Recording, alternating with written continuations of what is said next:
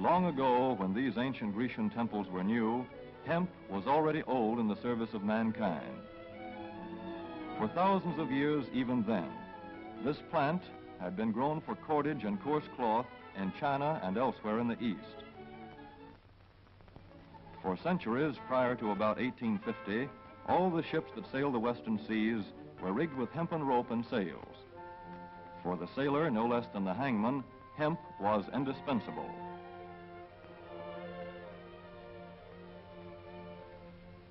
A 44-gun frigate, like our cherished old Ironsides, took over 60 tons of hemp for rigging.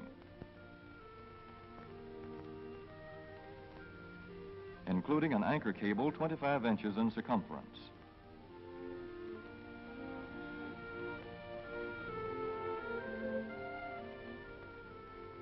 The Conestoga wagons and prairie schooners of pioneer days were covered with hempen canvas. Indeed, the very word canvas comes from the Arabic word for hemp. In those days, hemp was an important crop in Kentucky and Missouri. Then came cheaper imported fibers for cordage, like jute, sisal, and manila hemp, and the culture of hemp in America declined.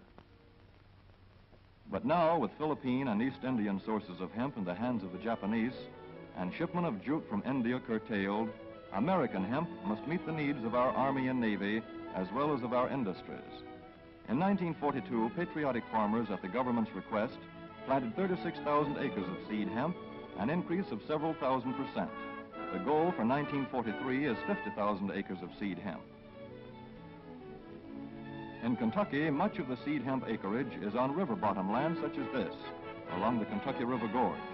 Some of these fields are inaccessible except by boat. Thus, plans are afoot for a great expansion of the hemp industry as a part of the war program.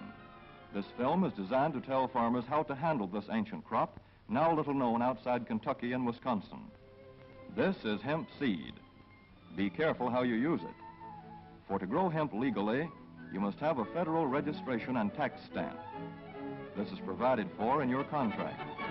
Ask your AAA committeeman or your county agent about it. Don't forget.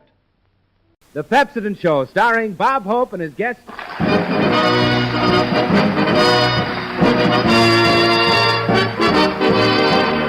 Well, Skinny, tell me, did you find your trip to Mexico very educational? Yeah, Bob. I even slept in an abandoned hacienda. Well, tell me, did you learn anything new? Yeah, man. I learned that La Cucaracha isn't only a song. Well, so long. By the way, Patsy, what did your family think of Mexico? Oh, they liked it. My father even smoked some of those Mexican cigarettes. Your father smoked some of those Mexican cigarettes? Mm-hmm. Say, aren't they a little strong? I don't know. The next time he flies by, I'll ask him. Well, so long. Have you ever met that funny reefer man? Have you ever met that funny reefer man? If he says he swam to China, wants to sell you South Carolina, then you know you're talking to that reefer man. Have you ever met that funny reefer man? Oh, that funny, funny, funny reefer man. If he trades you dimes for nickels, he says watermelons are pickles. You know you're talking to that reefer man. Or have you ever met that funny reefer man? Oh, that funny, funny, funny reefer man. He smokes a reefer, he gets high, then he flies to the sky. That funny, funny, funny reefer man.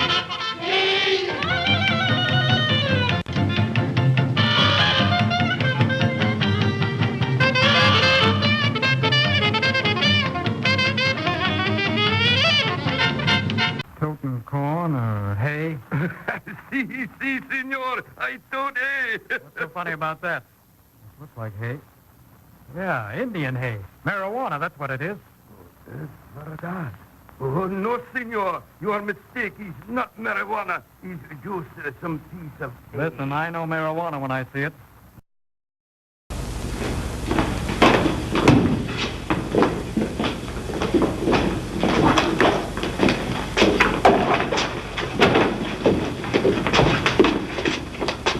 Your Honor, in this case, the state waives trial of the defendant, Ralph Wiley.